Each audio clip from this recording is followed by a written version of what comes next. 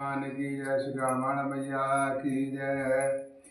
पैतु पद गाहे कहे कोट नीति, विनय करबो कर जोर।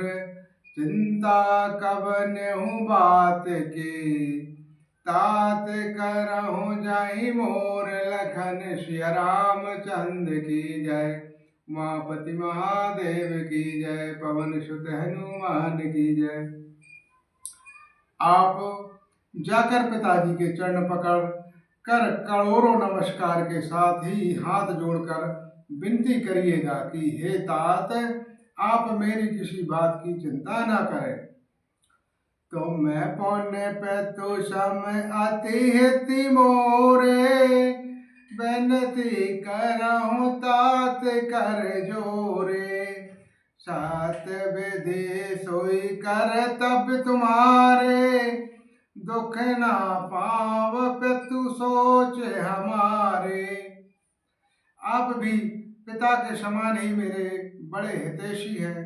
हे तात, मैं हाथ जोड़कर आपसे विनती करता हूँ कि आपका भी सब प्रकार से वही कर्तव्य है जिसमें पिताजी हम लोगों को के लिए सोच में दुख ना पावे। सुन रघुनाथ सचव संवादो, मयो अप परिजन बिकल निषादो। पुण्य कछु लखन कही कटुवाणी, प्रभु बर दे बड़ अनुचित जानी। श्री रघुनाथ जी और सुमंत जी का यह संवाद सुनकर निषाद राज कुटुंबियों सहित व्याकुल हो गए। फिर श्री लक्ष्मण जी ने कुछ कड़वी बातें कही। प्रभु श्री रामचंद्र जी ने उसे बहुत ही अनुचित जानकर उनको मना किया। संकोच राम नित शपथ दिवाई, लखन संदेहु कहो जन जाई। कहे सुमंत पुनि भूप संदेशो, सही न सकह सिय विपिन कलेशु। श्री रामचंद्र जी ने सकुचाकर अपनी सौगंध दिलाकर सुमंत जी से कहा कि आप जाकर लक्ष्मण जी का यह संदेश ना कहिएगा। सुमंत जी ने फिर राजा का संदेश कहा कि सीता बन के कलेश ना सह सकेंगी। जय विधि अवध आओ फिर सिया, सोई रघुवर तुम्हें करुनिया।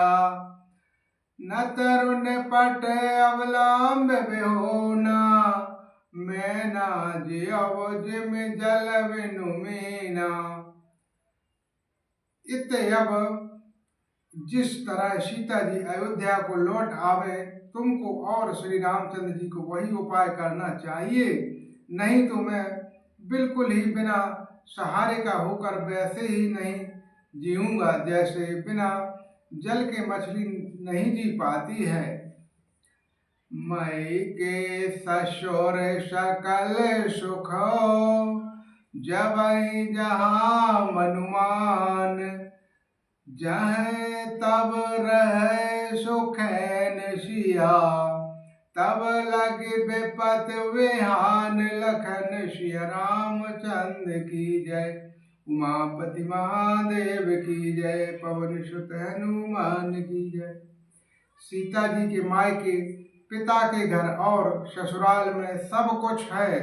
जब तक यह विपत्ति दूर नहीं होती, तब तक वे जब जहाँ भी चाहें वहीं सुख में रहेंगे।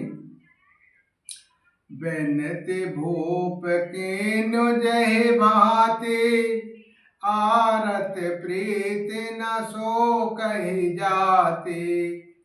पितु संदेश सुने कृपन धाना, सियह दीन सक कोटि विधाना। राजा ने जिस दीनता और प्रेम से विनती की है, वह दीनता और प्रेम कहा नहीं जा सकता है। कृपा निधान श्री रामचंद्र जी पिता का संदेश सुनकर सीता जी को करोड़ों अनेकों प्रकार से सीख दी। सासु ससुर गुर प्रिय परिवारो, फेरहु न तात सब कर मिटे खवारो। सुन पति बचन कहे विदेही, सुनहु प्राणपति परम स्नेही। उन्होंने कहा, जो तुम घर लौट आओ तो सास ससुर गुरु प्रियजन और कुटुंबी सबको चिंता मिट जाएगी। पति के वचन सुनकर जानकी जी कहती हैं, हे प्राणपति, हे परम स्नेही, सुनिए। श्री राम। प्रभु करुणामय परम विवेकी, तनु तजि रहत छाछ के मिछे की। प्रभा जाय कहे मानु बिहाई, कहे चंद्र का चंद्र तजु जाई। हे प्रभु, आप कल्याणमय और परम ज्ञानी हैं, कृपा करके विचार तो कीजिए, शरीर की को छोड़कर छाया अलग कैसे होगी, रोगी रह सकती है। सूर्य प्रभा सूर्य को छोड़कर कहाँ जा सकता है, और चांदनी चंद्रमा को त्याग कर कहाँ जा सकती है।